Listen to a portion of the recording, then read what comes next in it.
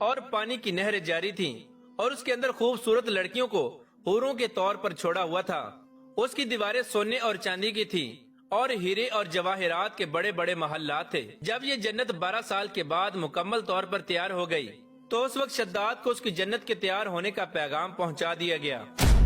چنانچہ شداد اپنی جنت کے تیار ہونے کا پیغام سنتے ہی بہت خوش ہوا اور شداد اپنی جنت کو دیکھنے کے لیے اپنی فوج کو ساتھ لے کر جنت کی طرف نکل پڑا۔ شداد اپنے لشکر کو لے کر جب اپنی جنت کے دروازے پر پہنچا تو اس نے اپنے سامنے گھوڑے پر سوار ایک شخص کو دیکھا۔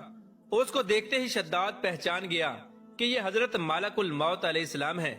شداد حضرت ملک الموت علیہ السلام کو دیکھ کر اپنے ساتھیوں سے کہنے لگا کہ یہ جو شخص ہے یہ مجھے اپنی جنت میں داخل نہیں ہونے دے گا۔ اس وقت شداد کے ساتھی شداد سے پوچھنے لگے کہ یہ شخص کون ہے اور یہ آپ کو جنت میں داخل کیوں نہیں ہونے دے گا۔ شداد اپنے ساتھیوں سے کہنے لگا کہ یہ موت کا فرشتہ ہے جو میری روح کو قبض کرنے کے لیے آیا ہے۔ اس وقت شداد حضرت ملک الموت علیہ السلام کے سامنے رونے لگا اور گڑ گڑانے لگا اور ملک الموت علیہ السلام سے عرض کرنے لگا کہ مجھے بس اپنی جنت کے اندر پاؤں رکھنے کی مہلت دے دی جائے۔ لیکن حضرت ملک الموت علیہ السلام نے شداد سے فرمایا کہ مجھے اللہ تبارک و تعالیٰ کی طرف سے یہ حکم ہے کہ میں تجھے تیری جنت کے اندر پاؤں نہ رکھنے دوں۔ اس وقت شداد حضرت ملک الموت علیہ السلام کے سامنے بہت رویا، لیکن حضرت ملک الموت علیہ السلام نے شداد کی ایک نہ سنی اور اللہ تبارک و تعالیٰ کا حکم پورا کرتے ہوئے شداد کی روح کو قبض کر لیا۔ پیار دوستو، بعض روایات میں آتا ہے کہ شداد کی روح اس حال میں قبض کی گئی کہ شداد جب گھوڑے سے اتر رہا تھا تو اس کا ایک پاؤں رکاب میں تھا اور دوسرا پاؤں ہوا میں تھا۔